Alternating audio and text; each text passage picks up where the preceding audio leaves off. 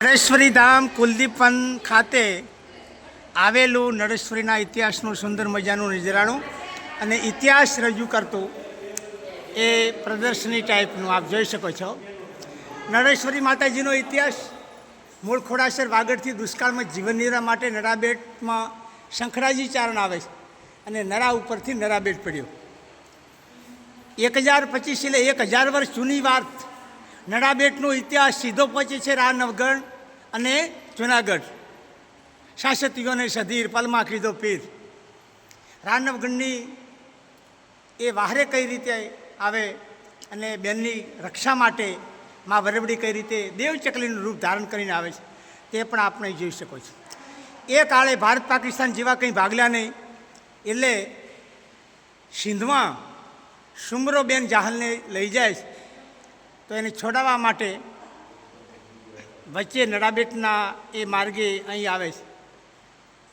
વાત કરીએ તો આ ભૂમિ યુદ્ધ સાથે સતત જોડાયેલી છે. 1971ના ભારત પાકિસ્તાન યુદ્ધમાં માતાજીએ લાજ રાખી મદદ કરી અને 1971ના યુદ્ધ વેળા નડાબેટની આ વિસ્તાર આ ભૂમિ એ ચર્ચિત રહી. નડાબેટની વાત કરીએ એટલે સચ્ચિદાનંદ બાપુની વાત યાદ આવે. છેક 72-73માં દુષ્કાળ પડ્યો ત્યારે પોતે દંતાલી અને ઊંઝા છોડીને દુષ્કાળ કઈ રીતે ગાળવો એના મદદ માટે સુઈગામ આવે છે અને ત્યાંથી લઈને આજ સુધી એ બીજી ભૂમિ દંતાલીના સંત સચ્ચિદાનંદ બાપુની એ સુઈગામ અને નડાબેટ બનવા જઈ રહી છે. પોતે છેલ્લે એમ પણ કહ્યું છે કે હવે મારે અહીં જ મરવું છે. એટલે જ્યાં નિર્વાણ પોતે ઈચ્છતા હોય એ ભૂમિ કેટલી પ્રબળ હોય એ આપ કલ્પી શકો છો. ગામ ગોલપ સુઈગામના બ્રાહ્મણ એમનો પણ ઇતિહાસ જોઈ શકો છો. આ મંદિર થોડું જર્જરિત થયું 2001ના ધરતીકંપમાં. ત્યારે દંતાલીવાળા સંત એમણે 2010માં ભૂમિપૂજન કર્યું અને જમણી બાજુ આપ નવું મંદિર જોઈ શકો છો.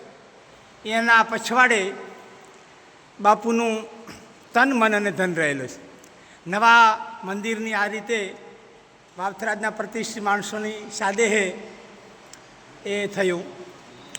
અહીં મોટી વાત એ કે કોઈ ખાસ પૂજારી નહીં, કોઈ ધર્મના આડંબરો નહીં ભોવા, નહીં દોરા ધાગા અને સતત સારી પ્રવૃત્તિઓ ભોજનશાળા, ધર્મશાળા, ગૌશાળા, પંખીને ચણ. એટલે આ ગુજરાતનું એકમાત્ર એવું ટેમ્પલ કે સૌથી નોખું પડે છે. સ્વામી સચ્ચિદાનંદ ક્રાંતિકારી સંત એમની વાતો બળુકી વાતો અને આપણા ધર્મની અંદર પણ રહેલી આપણે વિવશ કરતી વાતોને એમણે છડેચોક જાહેરમાં મૂકી.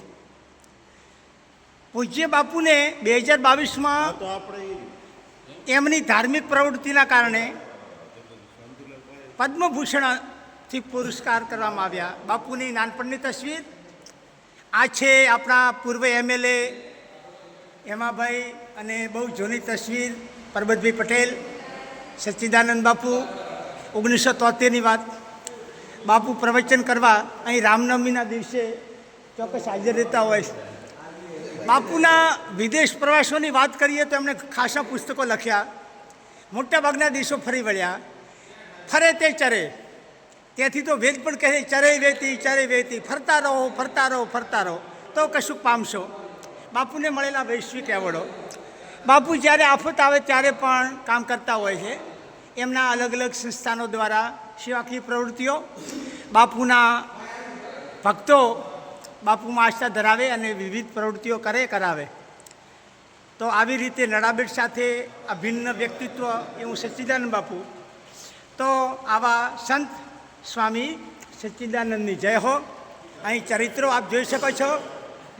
વીરતાની વાતો કરનારા છત્રપતિ શિવાજી મહારાજ, મેવાડનું ખમીર કહેવાતા મહારાણા પ્રતાપ, ક્રાંતિકારી યુવાન ચંદ્રશેખર આઝાદ, શહીદે આઝમ વીર ભગતસિંહ, રાજગુરુ ક્રાંતિકારી યુવાન સુખદેવની પ્રતિમા, વીરાંગની રાણી લક્ષ્મીબાઈ અને વીર સાવરકર અને વચ્ચે છે ચાણક્ય જેને કૌટિલ્ય કહેવાય રાજનીતિજ્ઞ એની મૂર્તિ. તો ખૂબ ખૂબ આભાર. આ તું કુલદીપ વનની અંદર રહેલું પ્રદર્શન ગમ્યું. આપ પણ અહીં આવો, ચોક્કસ મુલાકાત લેજો. Till then good bye.